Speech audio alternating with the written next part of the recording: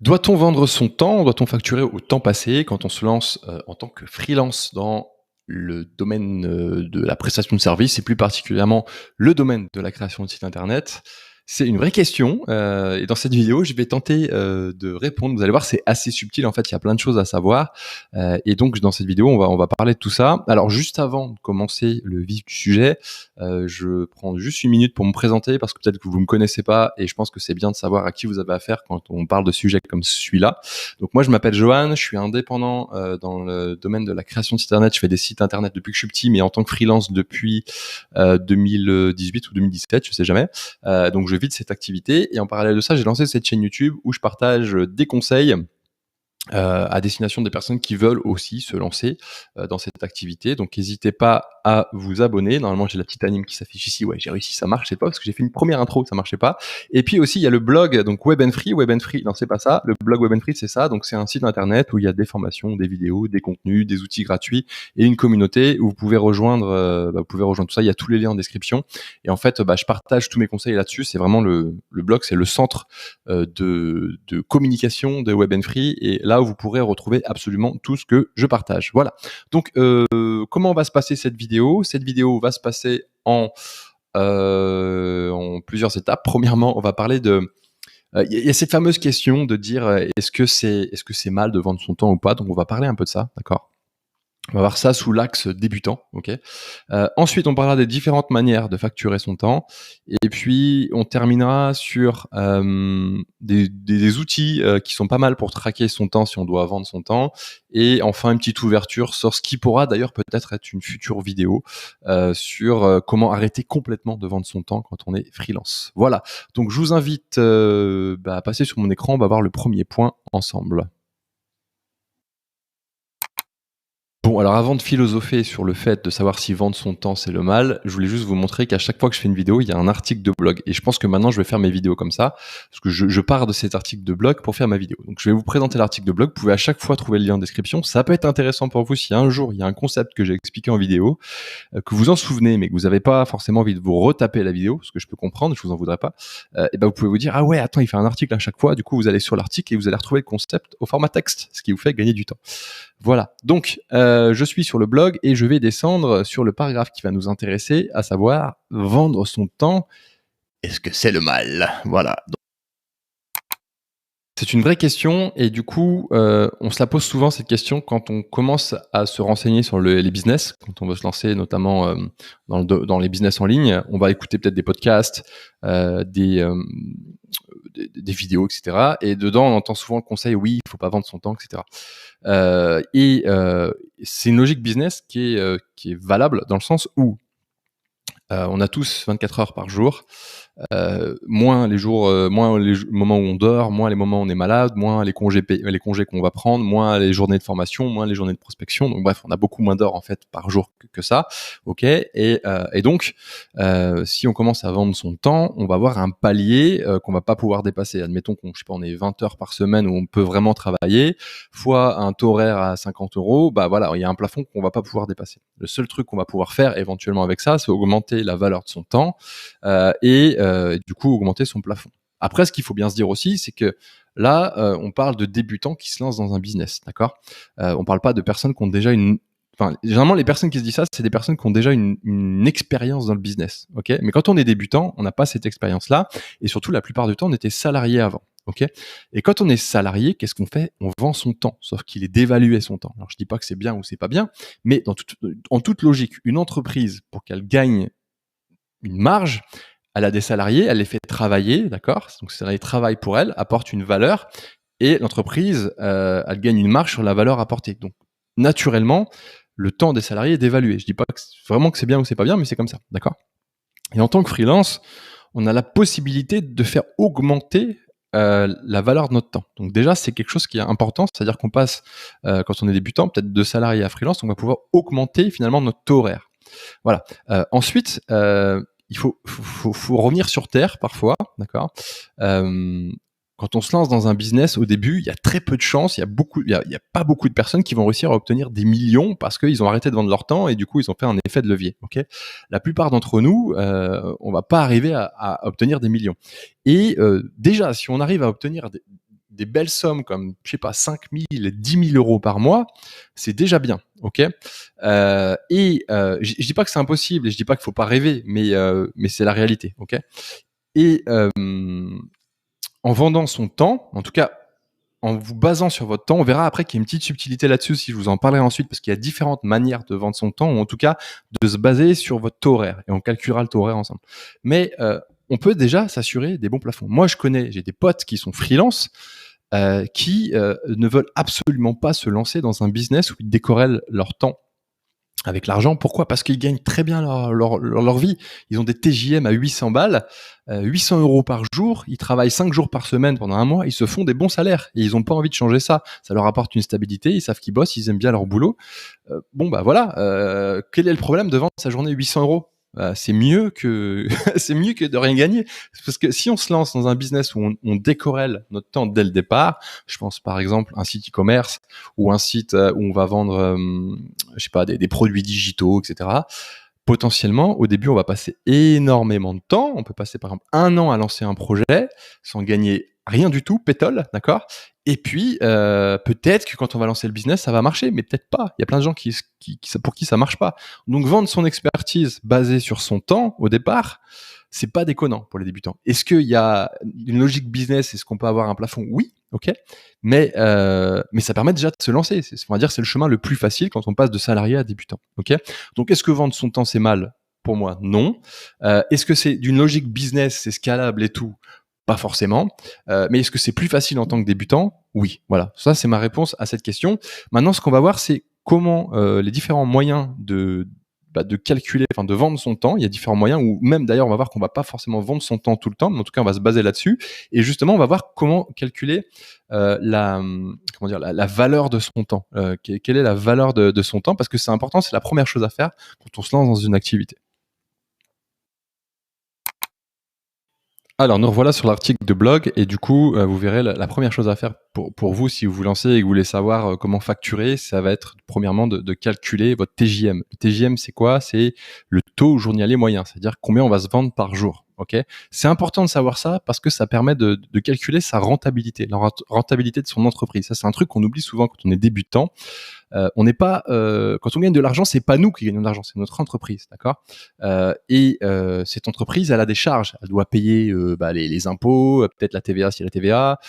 Il y a je sais pas, l'assurance, la banque, tous des outils qu'on utilise. J'en sais rien. Dans notre cas, on a Elementor, on a bref tous ces trucs-là. Ça, c'est des charges qu'on doit mettre dans notre entreprise et on doit arriver à les estimer et calculer du coup. Combien on en a pour savoir combien on va pouvoir se verser de salaire. Ok.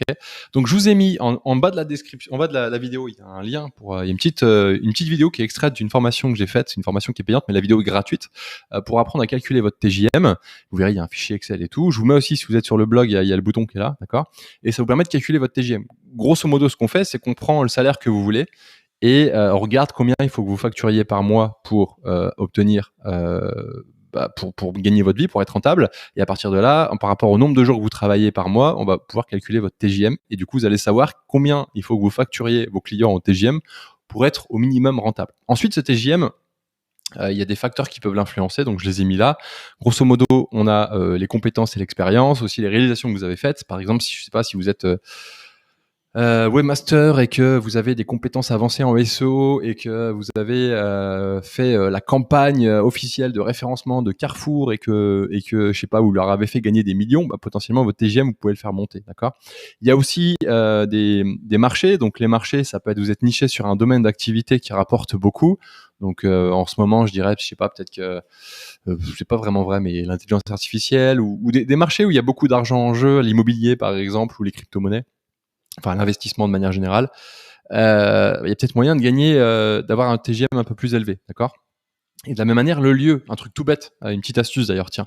Si vous avez une fiche sur Malte, allez voir les mêmes freelances que vous à Paris ou dans les grandes villes autour de chez vous. Vous allez voir, ils ont un TGM plus élevé. Pourquoi? Parce que les freelances coûtent plus cher dans les grandes villes. Donc, si vous vous habitez à la campagne, mettez-vous dans une grande ville, vous pourrez facturer plus cher. Et la personne derrière, après, généralement, vu qu'on fait tout en ligne maintenant, ça la dérangera pas si vous habitez à 1 heure en fait de la grande ville. Voire même, vous pourrez vous retrouver, vous faites un rendez-vous, ça vaudra peut-être le coup. Si vous vendez 50 balles votre journée plus cher et que vous avez vendu une mission à 10 jours, bah voilà, vous rentabilisez votre aller-retour en voiture. Donc mettez-vous dans les grandes villes, ça c'est important, le lieu a une importance. Et puis aussi, il y a un autre facteur qui peut influencer votre TGM, c'est simplement l'inflation. En ce moment, on a une inflation élevée, donc on a plus de coûts, vous payez plus cher l'électricité, vous payez plus cher, je sais pas, les ordinateurs, tout quoi. Donc bah, vous pouvez augmenter votre TGM basé là-dessus. Moi, ce que je recommande de faire, c'est revaloriser votre TGM régulièrement. Quand je dis régulièrement, 1 fois par an, c'est bien. D'accord? Maintenant, ce qu'on va voir ensemble, c'est les différents moyens de facturer vos services si vous êtes freelance et que vous souhaitez, par exemple, vendre des sites internet. Donc, je vais voir différents cas. On verra qu'à chaque fois, c'est plus ou moins basé sur le TJM, d'où l'importance de calculer son TJM. Et je vous expliquerai les petites subtilités. Donc, à chaque fois, on va parler des avantages, des inconvénients, et je vous donnerai des exemples concrets pour que vous puissiez vous imaginer quel moyen va avec quoi. D'accord? Donc, c'est parti, on retourne sur l'ordi. Le premier choix qu'on va voir ensemble, ça va être la facturation au temps passé. Donc là, on est clairement dans de la facturation à l'heure ou à la journée. Ça veut dire qu'on a soit notre TJM qu'on a calculé juste avant, soit on divise par le nombre d'heures qu'on travaille par jour et notre taux horaire. Ok. Parfois, le taux horaire est plus élevé que le TJM parce qu'on peut faire une petite remise à la journée. J'ai déjà vu ça. Parfois, je l'ai fait aussi. Mais bref, voilà. C'est l'avantage de ça, c'est que on va être payé pour les heures qu'on travaille, donc on sait qu'on est rentable, et c'est rassurant, notamment quand on est débutant. Pour le client, ça peut être un avantage et un inconvénient, c'est-à-dire que lui, si c'est une petite mission, il va se dire ok, bon, je paye au temps passé, mais ça va durer. Ce qui est bien, c'est lui donner une estimation au client, lui dire ouais, je pense que ça va me prendre plus ou moins une journée, donc il sait, voilà, ça va être ça. Ok. Ou alors pour des grosses missions, quand on est développeur, c'est un truc commun le TJM parce que les grosses entreprises qui font du développement savent que c'est difficilement quantifiable, donc on facture au TJM. Après, faut être actif, faut montrer qu'on avance et pas passer sa vie sur Facebook. C'est logique aussi, sinon on gardera pas son job. Ok. Inconvénient, c'est que les clients, surtout quand on est webmaster, et sont un peu réticents là-dessus. Les petits clients, encore une fois, ça dépend de la typologie du client, parce que sur des gros projets, ils peuvent se dire waouh, mais ça va me coûter une blinde, et ils ont besoin souvent d'avoir un chiffre en tête, d'accord. Donc il faut au moins donner une estimation du nombre de jours ou du nombre d'heures, c'est mieux. Ok. Exemple de prestation, reprise en main d'un site internet. Donc vous avez un site internet qui a été fait par un autre webmaster, votre client vous contacte en disant ouais, je me suis embrouillé avec l'autre, j'aimerais que tu le reprennes, etc. Et bah vous pouvez lui dire ouais, ok, mais alors je pense que ça peut me prendre plus ou moins une journée, mais vu que je sais pas ce qu'a fait l'autre, potentiellement je peux passer plus de temps ou moins de temps. Donc ce que je te propose de faire, c'est de facturer au temps passé. Moi je récupère le site, je l'héberge à un autre endroit, je fais les mises à jour, si tout se passe bien, voilà, je te facture au temps passé. Et du coup vous pouvez faire ça. Vous avez aussi le fait d'ajouter des contenus sur un site internet. Ça, c'est un truc, vous avez peut-être un client qui vous je sais pas, qui rajoute des contenus sur son site, et il y aura des mois, il va en rajouter 4 articles et je sais pas quoi, et puis d'autres mois, il va rien faire. C'est difficilement, on va dire, on peut difficilement faire un forfait pour ça. On va lui dire, voilà, c'est tant par mois, donc ce qu'on peut faire, c'est facturer au temps passé. Moi, j'ai des clients avec qui je le fais, ça passe très bien, et ils savent qu'en fonction de leur demande, ils me payent, voilà, ce qui a été ce que j'ai fait, quoi. Et du coup, c'est assez logique. On va dire, c'est sain comme relation. Et puis aussi, alors j'ai mis cet exemple parce que ça m'est arrivé une fois, vente d'un site pour un client pointilleux qui veut pas forcément payer cher, ou qui a déjà bien travaillé son truc. Des fois, on a des clients parfois qui ont prévu, ils ont déjà fait leur projet quasiment je sais pas, sur un PowerPoint. Ils savent exactement ce qu'ils veulent, ils ont préparé leur texte et tout, et ils veulent passer le moins de temps. Ils veulent qu'on passe le moins de temps possible pour facturer le moins cher possible. Du coup, ils vont faire en sorte de préparer le maximum de choses pour que ça soit rapide, quoi. Et ces clients-là, généralement, ils veulent pas payer cher. Et donc, le mieux, s'ils ont vraiment préparé beaucoup de choses, c'est de facturer au temps passé. Comme ça, on est sûr on sera sur un prix juste et eux paieront moins cher. Donc, voilà, ça peut être une idée. Après, c'est des idées, hein. C'est pas forcément la vérité dans tous les cas, mais c'est des idées. Choix 2, on va facturer au projet, mais basé sur le TJM. C'est-à-dire que on va avoir un site internet qui va arriver, ou une mission qui va arriver, et puis on va dire ok, je sais pas, ce site-là, ce qu'on va faire, c'est qu'on va l'estimer en termes de temps. et on va dire voilà, moi ça me prend plus ou moins 5 jours pour faire ce site. Alors quand on est débutant, c'est un peu plus difficile. Ce qu'on peut faire, c'est se baser, faire une estimation. Si on se plante, c'est pas grave, parce que quand on est débutant, on est là aussi pour apprendre. Donc finalement, le temps qu'on va passer, même si on est payé un peu moins cher que notre TJM, faut pas le faire tout le temps, mais il y a une certaine notion d'apprentissage. On est payé à apprendre aussi, d'accord. Mais voilà, on va essayer de chiffrer ça, et du coup, on va faire un devis qui va être basé sur notre TJM. Donc c'est plus ou moins facturé au temps passé, sauf que c'est par anticipation. C'est-à-dire qu'on va se dire, ok, là, ce projet-là, je pense que ça va me prendre 5 jours. Donc on va dire au client, ce qui est bien, c'est de se rajouter une petite marge, genre 15-20%, pour être sûr au cas où on se plante, parce qu'on peut se planter, d'accord, et dire voilà, ça coûtera tant.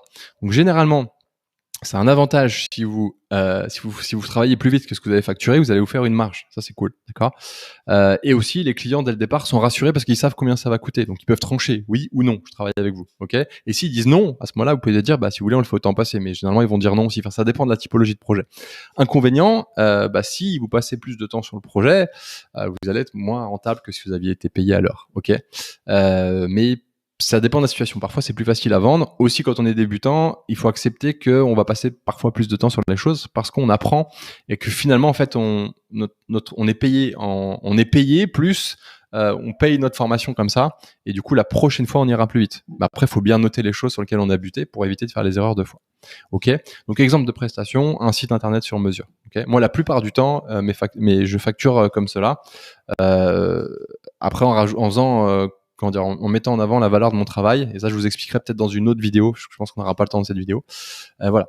Troisième point, facturation au forfait. Donc là, vous avez un service qui est bien cadré. Vous avez, je sais pas, vous êtes niché sur vous faites des sites internet pour les coiffeurs. Vous savez que tous les sites internet pour les coiffeurs, c'est les mêmes. Vous avez votre template, vous êtes tout prêt. Vous savez, enfin, tout est bien productisé, on dit. Du coup, vous savez que quand vous vendez tel forfait, vous gagnez telle marge dessus parce que vous l'avez déjà fait plein de fois. Donc là, ça peut être intéressant. Donc vous faites avantage, vous gagnez plus de temps, vous gagnez si vous êtes plus rapide. Ça fonctionne très bien sur la niche. On peut parler de production de services, et les clients savent dès le départ, encore une fois, combien coûtera le projet. Inconvénient, vous pouvez rester limité au forfait que vous proposez, donc vous allez devoir proposer des options si vous voulez augmenter votre forfait, et cela s'adapte mal au projet sur mesure, effectivement, parce qu'un projet sur mesure, on peut pas prévoir un forfait à l'avance. Il vaut mieux le faire basé sur le choix d'eux. Ok. Exemple de prestation, site internet vitrine pour un coiffeur avec tout le package qui va bien. Voilà, vous avez fait une niche très ciblée. Site avec valeur mensuelle, ça se fait aussi. J'ai déjà vu des gens qui vendent un site à abonnement. Donc par exemple, je sais pas, c'est 99 € par mois le site, ça peut être intéressant aussi d'un point de vue financier, ou des offres de maintenance. Et d'ailleurs, je vous ai mis le lien vers la formation pour apprendre à construire des offres de maintenance. C'est adapté aussi parce qu'on va packager une offre qui va être avec le même tarif tous les mois, et du coup, ça va faire un forfait comme ça, et on sait ce qu'il y a dedans. Ok, donc ça, c'est intéressant. Quatrième point, facturation résultat, c'est clairement la plus difficile. Je l'ai fait plus ou moins une fois, voire plus peut-être, une fois sûr. C'est toujours en cours. Ça va être de se dire, ok, je facture rien maintenant, ou alors je vous facture une partie maintenant. Ça peut être une partie fixe et une partie résultat. On peut cumuler les méthodes, hein, d'accord. Et de dire, ok, si vous faites, je sais pas, 100 000 € de chiffre d'affaires, je prends 10%, d'accord, ou je prends 50%, ou je prends, voilà. Moi, j'ai un site comme ça c'est plus qu'un site, c'est un concept que j'ai fait avec un pote. J'ai un pourcentage sur les ventes, d'accord. Donc quand ça marche bien, c'est cool. Quand ça marche pas, je suis pas payé. Et je vais vous dire honnêtement, j'ai passé plus de temps que ça, mais j'ai appris énormément avec lui. Et puis on avait c'était des thématiques très différentes, et en fait il m'a formé sur une autre thématique qui me sert aujourd'hui tous les jours. Donc il y avait un autre échange derrière ça. Il y avait le résultat, mais il y avait il y avait un autre truc. Et ça peut être aussi un délire, hein. C'est un genre de troc de compétences. Ça peut se facturer aussi, ok. Bref, avantage, vous gagnez plus si vous faites bien votre travail, ok. Les clients savent dès le départ combien coûtera le projet, ce qui peut les rassurer parce qu'ils savent que ça va être, ils savent que ça va être un pourcentage, par exemple. Donc ils savent combien ça va coûter. Et même si ça va augmenter avec le temps, ils s'en foutent parce que plus ça augmente, plus eux ils vont gagner aussi. Okay. Inconvénient, vous gagnez rien si vous n'obtenez pas résultat. Typiquement, moi je vous redonne mon exemple. J'ai accompagné quelqu'un à se lancer dans une école en ligne sur un domaine qui est un peu particulier. Et puis on avait tout misé sur un truc et je me suis dit bah moi je prendrais le pourcentage sur ce truc-là. Et puis c'est avéré qu'en fait ce truc-là a pas forcément fonctionné et il gagne sa vie avec autre chose. C'est pas grave, je suis content pour lui, il s'est lancé. Et moi du coup je gagne moins ce que j'avais prévu. Mais c'est cool. Voilà, on apprend et surtout j'ai appris plein de trucs dans cette compétence-là. Bref voilà. Donc ça peut être intéressant. Il y a aussi les sites e-commerce, site internet avec un objectif de vente en ligne. La personne n'a pas de budget pour faire son site e-commerce. Bah vous dites ok moi je fais ton site e-commerce mais je prends un pourcentage dessus. Et ça peut être intéressant.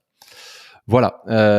Et du coup, on va passer sur la partie suivante, c'est l'importance de traquer son temps. Dans tous les cas, moi, je vous recommande de traquer votre temps quand vous faites une prestation. Et il y a un timer à côté de vous qui permet de savoir combien de temps vous avez passé sur un projet. Je vous recommande 2 outils. Je vous mets les liens. Vous aurez les liens des outils dans la vidéo et sur le blog. Donc il y a Toggle. Toggle, c'est un outil que j'utilise au quotidien qui permet de lancer des timers par projet, par client, qui me permet d'avoir des reportings à chaque mois sur savoir combien de temps j'ai passé sur les différentes activités que j'ai fait. Des fois, ça permet de voir si j'étais rentable sur des trucs ou pas. Et puis, il y a le logiciel de comptabilité pour les auto-entrepreneurs, micro-entrepreneurs. C'est Freebie. Vous avez 2 mois gratuits avec le code Johan Roche. Donc pareil, vous avez le lien ici. Ça, dedans, il y a un timer aussi qui vous permet de facturer au temps passé, notamment, c'est assez pratique. Donc les deux là, moi j'utilise beaucoup Toggle pour le temps passé, et puis ça fait des rapports aussi que je peux envoyer aux clients. Et Freebie, pas vraiment pour le temps passé, mais plutôt pour tout ce qui est facturation quand j'étais en micro-entreprise. C'est bien, c'est vraiment bien. Donc voilà.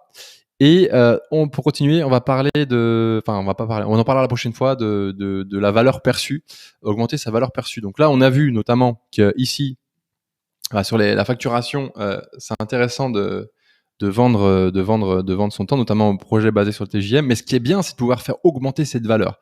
Et je ferai une vidéo dédiée à ça parce qu'il y a plein de moyens de faire augmenter cette valeur. C'est-à-dire que vous allez facturer votre TJM, mais vous allez pouvoir faire augmenter le prix en fonction de diverses astuces. Donc pensez à vous abonner si c'est pas fait, comme ça je vous donnerai les astuces la semaine prochaine. Et ça vous permet petit à petit en fait de décorréler votre temps avec l'argent et d'avoir plus de revenus. Donc ça c'est un truc qu'on verra plus tard. Donc n'hésitez pas à vous abonner. Il y a aussi la newsletter sur le site si vous voulez vous inscrire pour recevoir tout ça par email. Donc en conclusion, vous l'avez compris, facturer son temps, c'est pas si mal que ça. Ça dépend vraiment de vos objectifs personnels, d'accord. Ce qui est important, c'est de bien le facturer pour gagner sa vie. Vous avez vu dans cette vidéo que la première chose à faire, c'est d'abord calculer votre TJM. Pour rappel, il y a un lien en dessous de la vidéo ou dans l'article de blog pour calculer votre TJM, apprendre à calculer votre TJM, d'accord.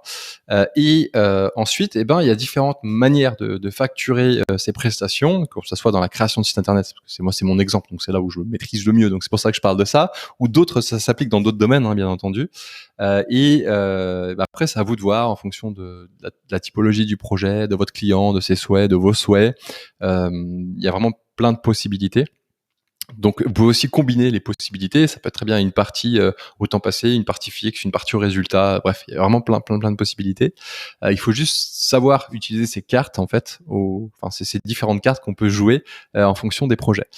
Voilà, j'espère que vous avez aimé cette vidéo. Si vous avez aimé, c'est l'occasion pour moi de sortir mon petit widget d'abonnement. Voilà, donc pensez à liker et à vous abonner. Sachez que, dites-moi en commentaire d'ailleurs si ça vous intéresse, si vous voulez que dans les prochaines vidéos, je parle de comment augmenter sa valeur perçue et voire même comment arrêter de vendre son temps complètement. Si ça vous intéresse, mettez-le moi en commentaire, s'il vous plaît. Vous mettez quel sujet des 2 vidéos vous voulez. Comme ça, moi, ça me permet de savoir si je dois aborder ces sujets-là. Sur ce, écoutez, je vous souhaite une très belle fin de journée. Merci pour votre attention et à très bientôt pour une prochaine vidéo. Ciao.